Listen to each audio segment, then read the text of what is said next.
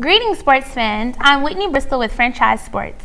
In this edition of the Blitz Analysis V-Series, we will recap this year's Orange and Green spring game at Bragg Memorial Stadium.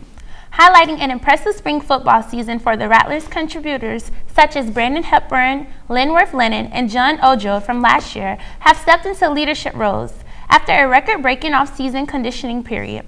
Joining us in studio is FS analyst and former FSView staff writer Ariel Bedford. Ariel, what was the feel of the team on the sidelines at this year's spring game? A lot of excitement. The off-season conditioning program was great. A lot more added participation. The strength and conditioning coach told us you had John Ojo jumping 41.5 in vertical leap, Scott with his benches. So a lot of juice and buzz around the FAMU program right now. Also, you had a couple of individuals such as FSU's E.J. Manuel, Rashad Green, Luke. They're out there in the stands. You had USF's B.J. Daniels, Tallahassee native, went to Lincoln High. You know, they're out there checking out the game. Representative Alan Williams, Corey Fuller. You had a lot of people in the stands and on the sidelines checking out this game. So a lot of the buzz and excitement at this year's Orange and Green game. Okay. With 271 yards passing on a 20-for-25 performance, incumbent starting quarterback Damian Fleming led the Orange team to a 33-18 win over the Green team. Backup QB Tyler Bass threw a touchdown to go with 16 completions and 128 yards. Ariel, from the offensive perspective, how did the Raptors look as a collective? They look good. Not great, but not bad. I would say in the first half, the coaches were really kind of being vanilla and wanting the quarterbacks to go through their progressions and matriculate the ball down the field. You saw Damian scrambling a lot, going through his second and third reads because he knew he wasn't really going to get hit. So in the second half, you saw the playbook open up a little bit, more downfield routes. But I thought that both quarterbacks did well, and I also thought that both offenses did well. Linebacker William Small led all defenders with 11 total tackles and also recorded a sack, though the QBs weren't taken to the ground as is standard procedure in scrimmages. Lincoln High School product Pedrick Scott was credited with 5 sacks, the most for the Green squad. How did the defense look overall in the scrimmage? I thought that they looked well. You also got to consider really the teams were divided up to the #1 offense versus the #1 defense. That's really kind of how they did the Orange and Green. So the fact that they were going against a lot of ones, I thought the defense was flying around. They need to continue, of course, to work on assignments. They need to be cognizant of what they're supposed to be doing and staying in line with their adjustments and assignments. But again, it's still early. It's still spring. The D-line was active, which is good. In most scrimmages, you know, they don't really get a chance to, you know, hit the quarterback.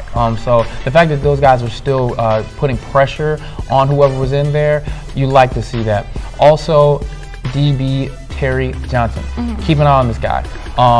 He has been doing very, very well in spring in practice. He's always making plays flying around. He had an interception in the game, had a nice return as well. I want to say 27 yards. He definitely showed his returning skills in special teams. So definitely look out for Terry Johnson as well as the overall defense. Alrighty then. After the scrimmage, head coach Joe Taylor praised his players for their work not only on the Orange and Green game, but throughout spring camp. In particular, he cited newcomers Anthony Williams and Travis Harvey for their play. Explain for the importance of these two players for the 2012 Rattler Ball Club. Well, Whitney, these two guys, Anthony Williams and Travis Harvey, they're really, really important for not only the FAMU offense, but they might be the X factors for the team. FAMU is losing Brian Timms as well as wide receiver Kevin Elliott. They basically accounted for 45% of the catches last year. These guys were both big targets, outside threats for Damian and the FAMU offense. Now, Anthony Williams basically was a scout team guy last year. Coach Taylor talked about how he really did a good job of giving the defense a good look on whatever opponent they had. But you could tell this guy wasn't dogging it last year. He was working on his run routing and his catching because he's been catching everything in practice in the spring. He's also been running really great crisp routes. Also, Harvey, you could see that with his stature, he kind of is in the mold of a Kevin Elliott or a Brian Timms. A big guy that on the outside can win one-on-one matchups. He had a really nice touchdown late in the second half, kind of like a jump ball situation in the corner of the end zone. Got a lot of the guys excited like Kevin Elliott. We were all over there right next when we saw it. So Harvey, he's a soft-spoken guy, but he's big with his play on the field. It's going to be key for them to perform well and to continue to progress leading into the summer and the fall because really the #1 guy right now is Linworth Lennon. But he kind of puts you in the mind of a Wes Welker guy. He's a small guy, fast, with great routes. In order for him to be able to operate in the middle of the field in the slot and not get shut out by teams, those two guys on the outside are going to have to take pressure off of him. So they're really, really important. Alrighty then. FAMU will hold 2 additional practices to conclude spring camp, where the team will look to designate scout players to provide a preview of their first opponent in 2012, the Tennessee State Tigers. For more info on the Rattler football team, make sure to head to franchisesportsonline.net. With Ariel Bedford, I am Whitney Bristol with Franchise Sports.